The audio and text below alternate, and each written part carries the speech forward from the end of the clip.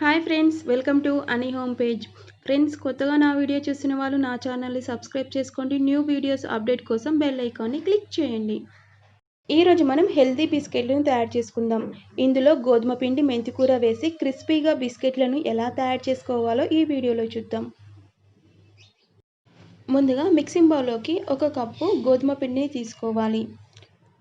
ఇందులోకి 1 tea spoon జీలకర్రని వేసుకోవాలి. 1/2 tea spoon మిరియాల పొడి వేసుకోవాలి. 1/2 టీ స్పూన్ వాముని వేసుకోవాలి. అలాగే రుచికి సరిపడా ఉప్పు వేసుకోవాలి. ఉప్పు వేసుకున్నాక దీనిని మనం బాగా కలుపుకోవాలి.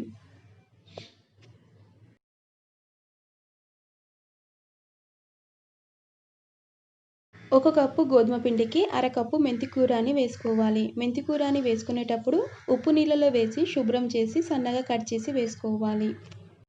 దీన్ని బాగా కలుపుకున్నాక ఇందులోకి 1 స్పూన్ నూనెని వేసుకోవాలి. మీరు కావాలంటే ఇందులోకి నెయ్యిని, బటర్ని కూడా వేసుకోవచ్చు.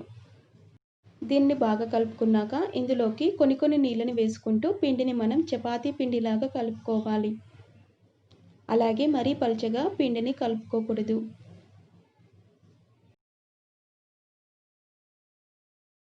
చూస్తున్నారు కదా, పిండిని మనం ఈ విధంగా కలుపుకోవాలి.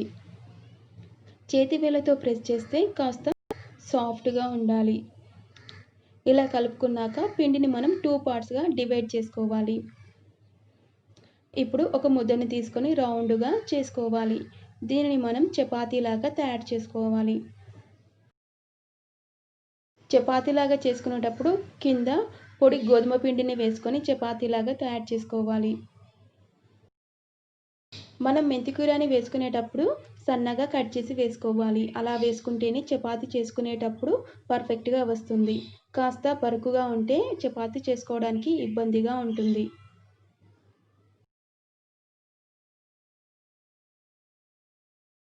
చూస్తున్నారు కదా, దీన్ని మనం చపాతీలాగా తయారు చేసుకోవాలి.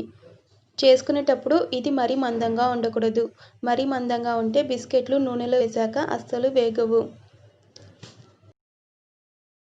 ఇలా తయారు చేసుకున్న తర్వాత ఏదైనా కట్టర్ ఉంటే దాంతో కట్ చేసుకోవాలి. నేను ఇక్కడ డైమండ్ కట్టర్ని తీసుకున్నాను. మీరు రౌండ్ కట్టర్ ఉంటే దాంతో కట్ చేసుకోవచ్చు.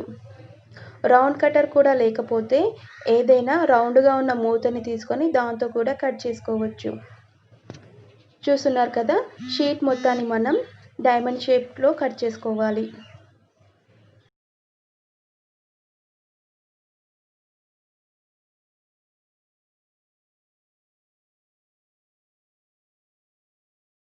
కట్ చేసుకున్న తర్వాత ఎక్స్ట్రా పిండిని మనం తీసేయాలి. ఈ ఎక్స్ట్రా పిండిని మనం మరొకసారి చపాతీలాగా తయారు చేసుకోవచ్చు. పిల్లలు ఆకుకూరలు తిన్నప్పుడు ఈ విధంగా బిస్కెట్లో వేసి చేసి ఇవ్వండి. వాళ్ళు ఇష్టంగా తింటారు. అలాగే ఇందులో ఆకుకూర ఉన్నదని అస్సలు గుర్తుపట్టరు.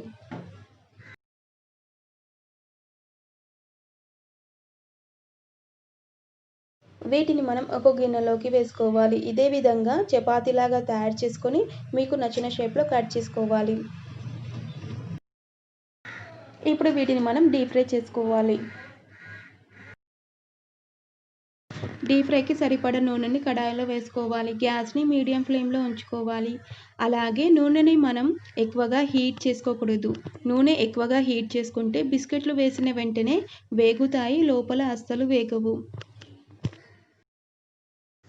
మీ కడాయిలో పట్టినన్ని బిస్కెట్లు వేసుకొని ఫ్రై చేసుకోవాలి. మనం గోధుమ పిండితో బిస్కెట్లు తయారు చేసుకుంటున్నాం కాబట్టి గ్యాస్ని మీడియం ఫ్లేమ్లో ఉంచుకొని ఫ్రై చేసుకుంటే బిస్కెట్లు క్రిస్పీగా వస్తాయి, అలాగే బాగా వేగుతాయి.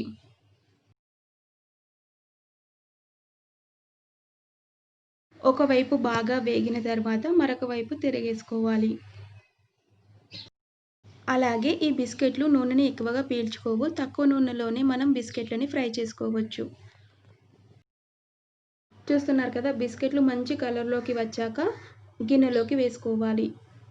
ఇదే విధంగా మొత్తం బిస్కెట్లని మనం నూనెలో వేసి ఫ్రై చేసుకోవాలి. అలాగే గ్యాస్ని మీడియం ఫ్లేమ్లో ఉంచుకొని ఫ్రై చేసుకుంటే బిస్కెట్లు క్రిస్పీగా వస్తాయి, బాగా వేగుతాయి. చూస్తున్నారు కదా, మెంతికూర బిస్కెట్లను మనం ఈ విధంగా తయారు చేసుకోవాలి. చూస్తున్నారు కదా, వీటిని బాగా ఫ్రై చేసుకోవడం వల్ల క్రిస్పీగా ఉన్నాయి. అలాగే మీడియం ఫ్లేమ్లో ఉంచుకొని ఫ్రై చేసుకోవడం వల్ల మెంతికూర కూడా పర్ఫెక్ట్గా వేగింది. ఫ్రెండ్స్, మీరు కూడా ఈ విధంగా మెంతికూర వేసి బిస్కెట్లను తయారు చేసుకొని తినండి. వీటిని మనం ఎన్ని రోజులైనా స్టోర్ చేసుకోవచ్చు. అలాగే టేస్ట్ కూడా చాలా బాగుంటుంది. మీకు ఈ రెసిపీ నచ్చినట్లయితే లైక్ చేయండి, షేర్ చేయండి. మరిన్ని రెసిపీస్ కోసం మన ఛానల్ని సబ్స్క్రైబ్ చేసుకోండి. Thanks for watching. మరో మంచి రెసిపీతో మీ ముందుంటాను.